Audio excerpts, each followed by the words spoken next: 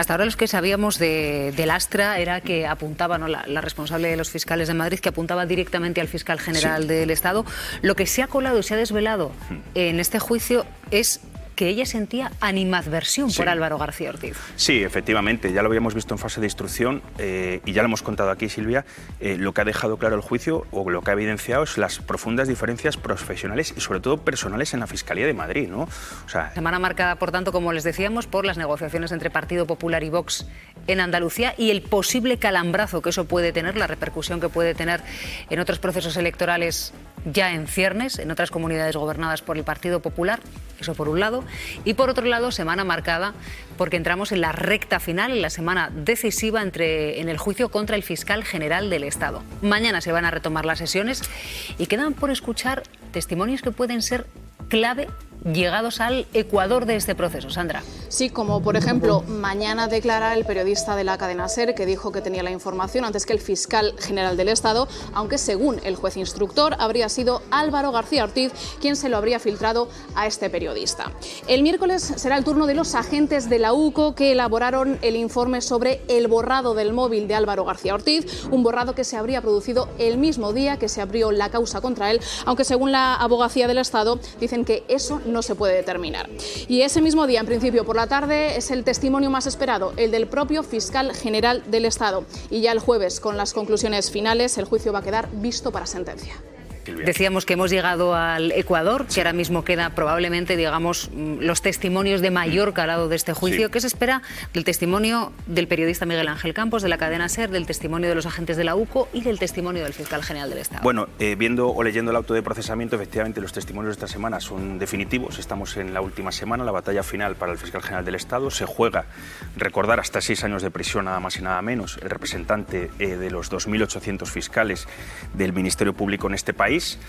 Con lo cual, ya no solo su declaración, que será el miércoles por la tarde, prevista, porque estamos viendo, efectivamente, que dependiendo de qué testigos se está demorando o no las declaraciones, sino también de los periodistas que faltan por declarar, entre ellos el periodista de la cadena SER, efectivamente, que aparece en el auto de procesamiento como la persona que habría recibido, según el instructor Ángel Hurtado, el correo electrónico reservado por el que el fiscal general se sienta en el banquillo.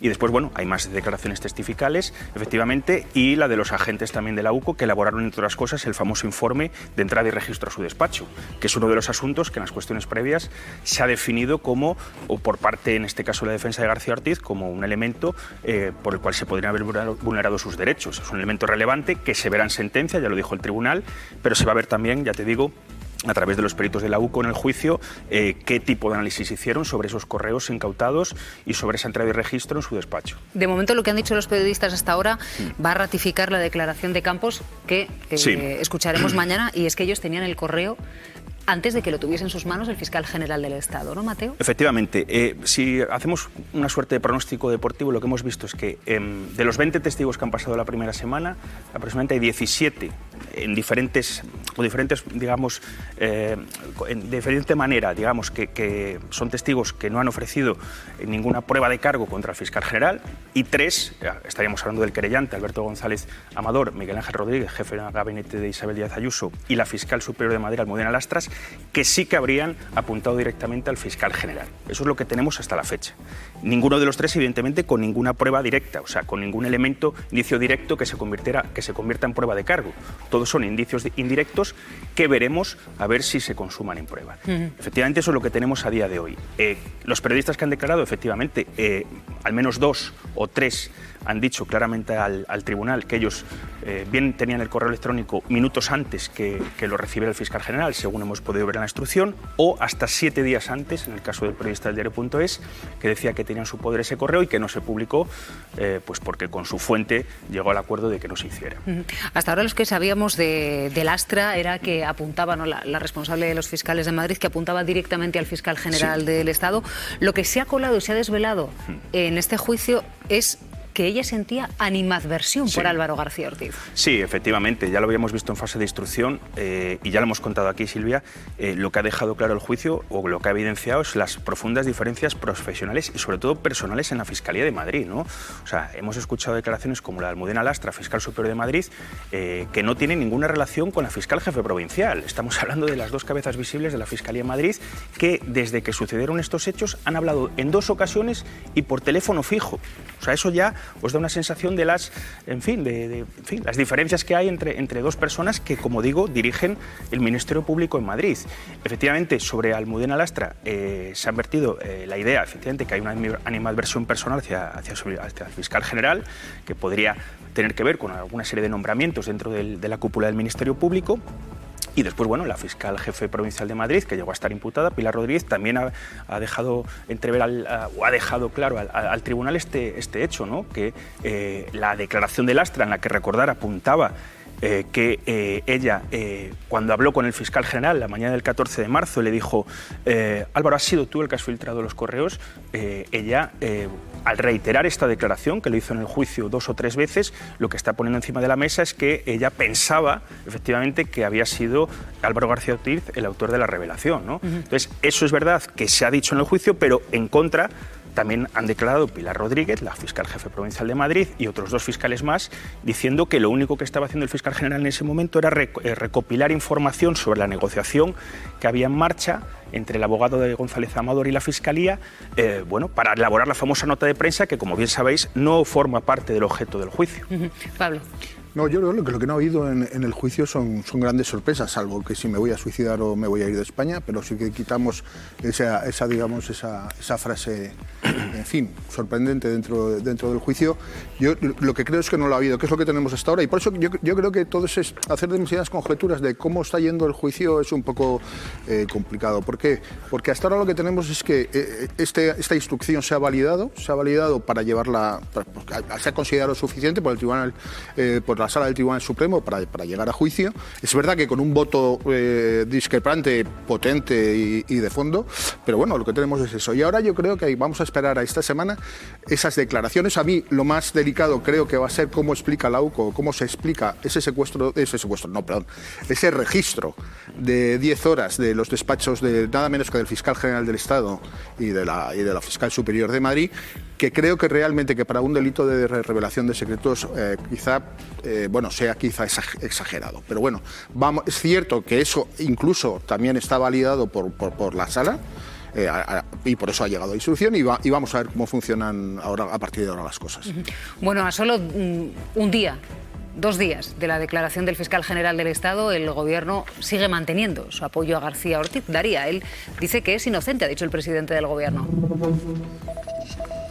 Sí, desde el Gobierno reiteran su confianza en el fiscal, creen que es inocente y así lo ha asegurado el mismo presidente del Gobierno, Pedro Sánchez, en una entrevista en El País en la que dice cree en su inocencia y más aún tras lo visto y escuchado en las últimas sesiones del juicio al fiscal. Asegura que siempre han defendido al fiscal con argumentos y razones, por lo que creen desde Moncloa que no hay ningún motivo por el que García Ortiz tenga que dimitir, tenga que dejar su cargo. La verdad se acabará imponiendo, ha dicho textualmente Pedro Sánchez, y esa verdad, dice el presidente, es que el fiscal es inocente. Feijóo insiste en que el listón ético del Partido Socialista, dice, está en el subsuelo. Olivia. Desde el Congreso del Partido Popular en Sevilla, Feijóo ha dicho que el listón del Partido Socialista está en el subsuelo porque quien tiene que perseguir los delitos está en el banquillo. Pero quien ha sido más crítica con este asunto ha sido la vicesecretaria Cuca Gamarra. En una entrevista ha acusado directamente al fiscal general del Estado de actuar bajo las indicaciones de Pedro Sánchez para perseguir a un adversario político del presidente del Gobierno. Gamarra ha acusado a García Ortiz de perseguir a un particular con un objetivo político. Asegura que el fiscal general del Estado es un instrumento de Sánchez, quien ha puesto a la Fiscalía al servicio del sanchismo, una situación, asegura Gamarra, que no se ha visto nunca en la democracia española. Escuchamos ahora las palabras de Alberto Núñez Feijóo, así se refería en Sevilla al juicio contra el fiscal general del Estado. El listón ético del Partido Socialista está en el subsuelo. Que quien tiene que perseguir los delitos, que es el fiscal general del Estado, está sentado en el banquillo investigado por cometerlos. ¿Cómo lo ves tú, Landaburu? Pues yo te diré, Silvia, que en los próximos años se va a estudiar este juicio en las facultades de Derecho como un caso claro de lo que no debe ser el proceso penal. Porque es que es el ejemplo perfecto de la antijuridicidad, el ejemplo perfecto de alguien que confiesa cometer delitos y utiliza la justicia para encubrirlos y acusa al que los investiga. Esta es la situación. Nunca se debió llegar a este juicio. No hay un solo indicio. Por supuesto, no hay una sola prueba. Por supuesto, no hay ni siquiera la sospecha de una autoría culpable. Es que no hay nada de esto. Es que lo que tenemos es, al contrario, un montón de testimonios de periodistas diciendo que no fue él, que no fue su fuente, que lo tenían antes. Todo esto se ha demostrado. Y por la contra, lo único que tenemos es una fiscal que además tiene un claro sesgo, como nos han contado el compañero, de animadversión, que dice que ella creyó, que ella pensó. Vamos, bajo el criterio de yo he creído o yo he pensado, no se puede llevar a nadie a juicio. Es que directamente no se puede, porque el derecho penal tiene garantías y límites, porque es el último elemento de intervención del Estado sobre las personas. Y aquí no hay un solo elemento que haga pensar que fue el fiscal general del Estado y no los otros 500 que lo tenían, que además lo tenían antes que él. Antes que él. Y esta es la situación aquí. Y yo de verdad no me canso de decir que hay que denunciar este tipo de actuaciones, porque hoy le afecta al fiscal general y mañana puedo ser yo, o tú, o Pablo, o Irene, o quien fuere. Y la garantía de la justicia igualitaria, protectora, ecuánime, para todos es fundamental, es un ejemplo de la democracia. Y la mera creencia de una persona no puede ser la base para condenar a otra, porque esto es claramente inquisitorial y por tanto antidemocrático. Es precisamente la pareja de Isabel Díaz Ayuso. La Audiencia de Madrid ha confirmado el procesamiento de González Amador. Sandra. Sí, la justicia ha desestimado sus últimos recursos y le aboca a un juicio. La Fiscalía pide para él 3 años y 9 meses de cárcel por 2 delitos fiscales y uno de falsedad documental, y las acusaciones populares de Más Madrid y Partido Socialista piden para él 5 años de cárcel. Esta pieza por la que va a ir a juicio es la que investiga si después de cobrar una comisión durante la pandemia intentó defraudar 350.000 euros a Hacienda a través de facturas falsas. Precisamente para evitar esa posible entrada en prisión, su abogado pidió un pacto a la Fiscalía a cambio de reconocer el fraude, email que acabó filtrándose a la prensa y que es el origen del juicio al fiscal general. González Amador, además, aún está pendiente de otra investigación abierta, en este caso por presunta corrupción de los negocios. Bueno, ¿en qué punto nos encontramos, Mateo, y cuándo se le podría poner fecha al juicio del novio de Ayuso? Bueno, la Audiencia Provincial de Madrid tiene bastante, digamos, pendencia desde el punto de vista de los asuntos que resuelve. Normalmente, cuando llegas a este punto procedimental, se le da preferencia a las causas con preso, como es lógico, por derechos fundamentales. Y una causa como la de Alberto González Amador, pues a lo mejor estaríamos hablando entre 6 y 8 meses aproximadamente para fijar la fecha del juicio. A lo mejor nos llevamos una sorpresa y es antes. Pero bueno, la idea es 6 u 8 meses. Después lo que se resuelve el viernes, Silvia, son 2 autos fundamentales, trascendentales, porque confirman efectivamente el enjuiciamiento de Alberto González Amador. Le rechazan su recurso. Él recurrió efectivamente el auto de procesamiento e incluso pidió más diligencias. Y aquí hay un asunto interesante, Silvia, porque él pidió nuevas diligencias de testificales para justificar las famosas 15 facturas que, según la instructora, la Fiscalía y la Agencia Tributaria, son falsas, que vendrían, digamos, vinculadas a los 2 delitos de fraude fiscal, el de la falsedad documental. Él pidió nuevos testigos y pidió presentar un informe pericial tributario que la sección tercera de la Audiencia Provincial de Madrid considera extemporáneo y le dice: oye, usted ha tenido año y medio para presentar estas pruebas, no lo ha hecho, ¿por qué quiere presentarlas ahora? Tanto la prueba testifical como este informe pericial. Hágalo ya en el juicio. La idea que esconde todo esto es esta estrategia de defensa que tiene Alberto González Amador de tratar de dilatar en la medida de lo posible el procedimiento en la Audiencia Provincial de Madrid a la espera, ya lo hemos contado en este programa, de lo que sucede en el juicio del fiscal general. Porque ellos tienen una estrategia muy clara y muy centrada de que si una condena del fiscal general habría vulnerado sus derechos fundamentales, con lo cual con esa vulneración podrían ir a Plaza Castilla, los juzgados ordinarios de Madrid, a pedir la nulidad. Eso es una estrategia que estamos viendo cómo ha desplegado tanto en el juicio del fiscal general como en el recurso que ha resuelto la Sala la audiencia provincial y que rechaza ahora, o ha rechazado el pasado viernes, y que le deja ya a las puertas de sentarse en el banquillo por fraude fiscal y falsedad documental. Claro, dices que faltan, bueno, que estaríamos hablando de que el juicio podría empezar a celebrarse entre 6 y 8 meses. Sí.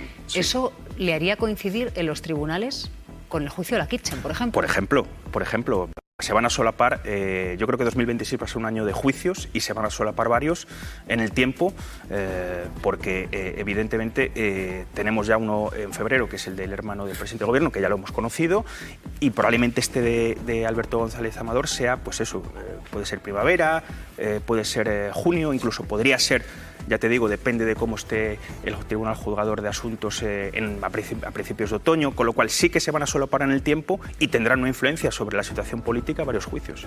Claro, es que podría coincidir con el juicio a la Kitchen en los tribunales y podría coincidir con varios procesos electorales en marcha, como por ejemplo las elecciones en Castilla y León, si le ponen fecha muy pronto, muy pegado a marzo, o podría coincidir, en función de cuándo elija fecha Moreno, con las elecciones en Andalucía.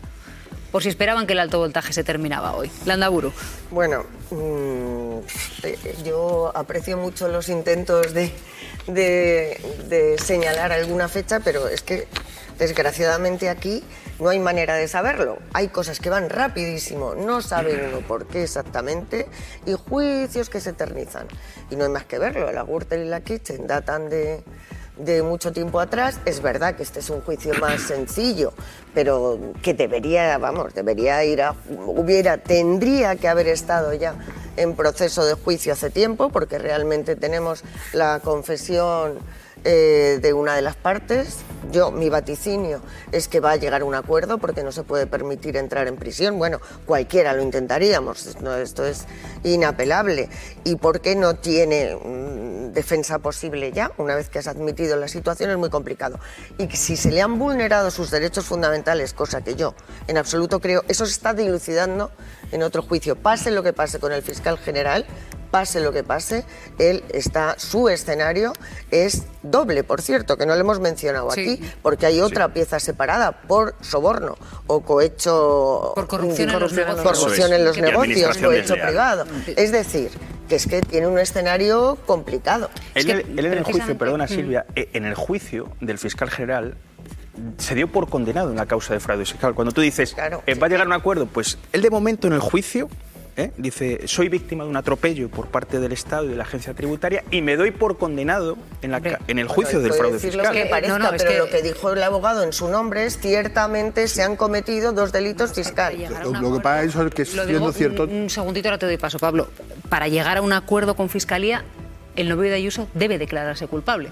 Claro. O sea, no hay acuerdo si él no se declara culpable. La Fiscalía no declara culpable a nadie porque sí. En cambio, si hay un acuerdo entre González Amador y la Fiscalía, es para que él se declare culpable a cambio de que se le condene a una pena de cárcel que en ningún caso implicaría su entrada en prisión. Estamos hablando de esto. Efectivamente, porque es que en esta causa del fraude fiscal el problema ya no es el fraude fiscal, es la falsedad documental. Le piden hasta 5 años de prisión, 3,5 la Fiscalía y 5 las acusaciones populares.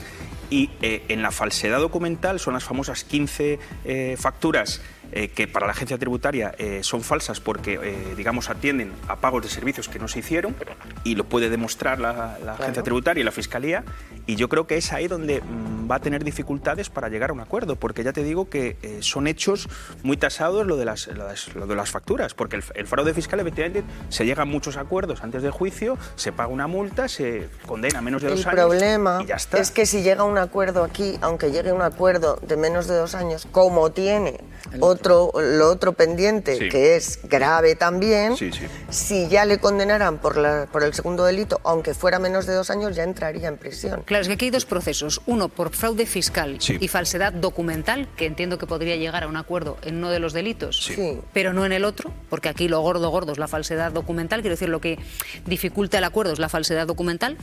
Esto es uno de los casos. Y el otro caso que tiene el novio de Ayuso es la corrupción en los negocios, que sale del primero, pero tiene que ser juzgado de forma independiente. Pablo. No, yo simplemente cuando decimos que él se declaró culpable, hay que matizar que se declara culpable dentro de una negociación con la Fiscalía. Cuidado. Pero es que tú te declaras y te conformas. Y has confesado culpable. cuando llegas a la conformidad delante del tribunal. no es antes. Bueno, no es pero antes. él ya escribió de hecho, y ¿dónde lo está, dijo? ¿dónde está el problema del juicio al fiscal general? Que una negociación que necesariamente tiene que ser privada ha trascendido a público por ser... ellos.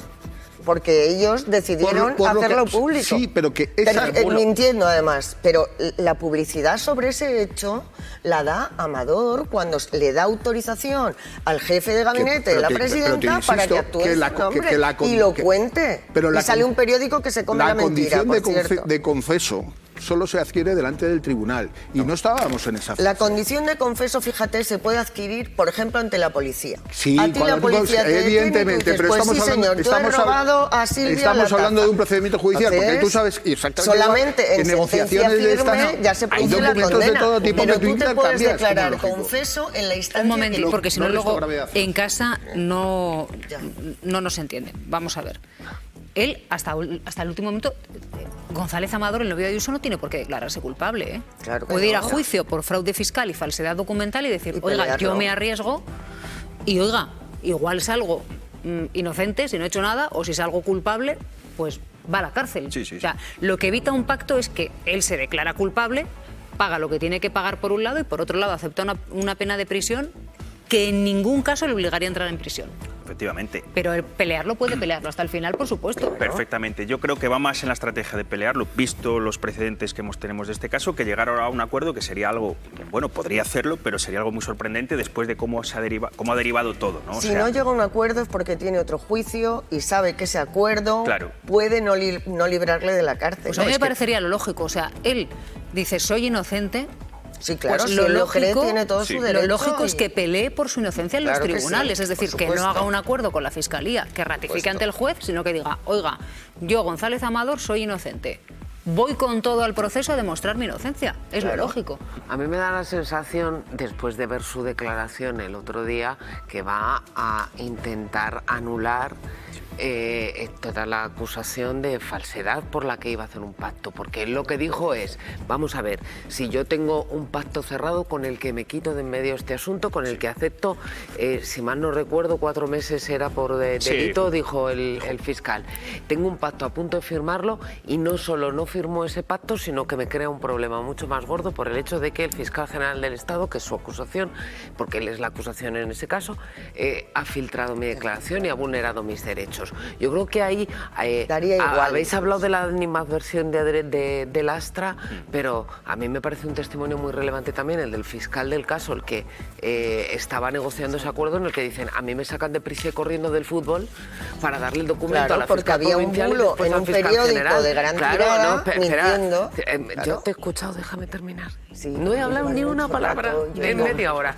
Brevemente, Ana y entonces, e Irene. lo que va es, aquí se han vulnerado mis derechos, porque el fiscal general del Estado tenía esos correos. Ahora claro, tiene que con demostrar otros que te he escuchado. Bueno, Ahora tiene que demostrar que los ha filtrado, pero los tenía y la prueba es que su propio fiscal lo ha dicho. Y porque hay una nota de prensa que ha dictado el fiscal, que lo dice su propia directora de comunicación, después de las declaraciones veremos las pruebas, si es que las hay, y lo que va a decir es, esto tiene que ser nulo. Y entonces después ya va al segundo juicio. Eso es saber poco derecho. Porque si no, yo no sé ni... No, te digo la defensa María José, en este yo no sé caso. nada de derecho. Yo te digo las declaraciones y lo que vi el otro día. Yo por lo que he visto el otro día... día... Y lo que está por miren, probar es si el fiscal general del Estado ha vulnerado los derechos fundamentales de un particular. Está en porque ese eso anula juicio todo el y es a procedimiento. posteriori. Eso no anula que él cometiera ciertamente dos delitos Es que eso no lo con sabes. falsedad y el cohecho. Eso no anula. Había Luego hay una otro delito negociación si entre es la que se Fiscalía y un produce... Ahora particular quiero, que ha ahora quiero reventado. contestar brevemente, esto. porque era el turno de Irene, acuérdate. Así, Irene, Que lo reivindico, que lo reivindico. Muy bien. No, pero quiero que les quede una cuestión en la cabeza que el otro día me sorprendió mucho. Como nos estamos viendo el juicio del fiscal general del Estado, así minuto a minuto, como si fuese una serie de la mejor plataforma de Radio Televisión Española, pues claro, el novio que no quiere conformar, que ya no se va a declarar culpable, y el abogado que hombre, que tampoco van a cerrar la puerta. Los dos en la misma sesión en el juicio al fiscal general del Estado. Es que aquí es muy importante la cronología de los hechos. O sea, aquí hay un señor que está negociando con la Fiscalía un acuerdo y en ese contexto su abogado dice ciertamente se han cometido 2 delitos, por lo tanto, delincuente confeso, confesar. O sea, confeso, participio del verbo confesar, no del verbo condenar, del verbo confesar. Que él lo ha confesado no cabe ninguna duda, aunque ese acuerdo no llegara a término. Y sigo, que yo también os he escuchado a todos. Se está produciendo esa negociación.